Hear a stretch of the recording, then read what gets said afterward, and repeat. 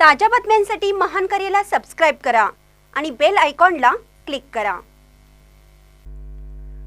तिल्लारी घाट बनतोय मृत्यूचा सापळा, सार्वजनिक बांधकाम विभागाचे डोळे कधी उघडणार? ॲडव्होकेट संतोष मळवीकर यांनी स्वखर्चाने 80 ते 90 हजार रुपये खर्च करून तिल्लारी घाटात दिशादर्शक फलक लावले। वारंवार आंदोलन करून देखील सार्वजनिक बांधकाम विभागाचे अधिकारी गप्प का, असा प्रश्न प्रवासी वर्गातून होत आहे।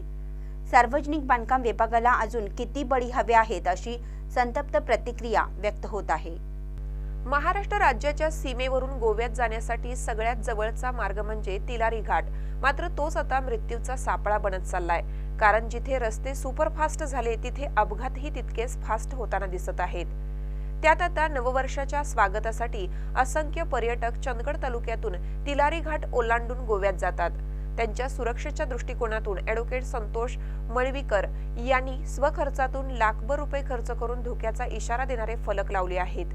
त्यामुळे नववर्षाच्या पार्श्वभूमीवर प्रशासनाच्या हलगर्जीपणावर केलेल्या उपायांचे सर्व स्तरातून कौतुक होत आहे। याबरोबरच सार्वजनिक बांधकाम विभागाने आता तरी जागे व्हावे आणि तिलारी घाटातील अपघात रोखण्यासाठी योग्य त्या सुरक्षेच्या उपाययोजना कराव्यात। धोकादायक वळणावर वेगळ्या पद्धतीचे इशारा फलक लावावेत, अन्यथा मोठं जन आंदोलन उभारण्याचा इशारा ॲडव्होकेट मळवीकर यांनी केला आहे। महानकर न्यूजसाठी प्रकाश ऐनापुरे, चंदगड।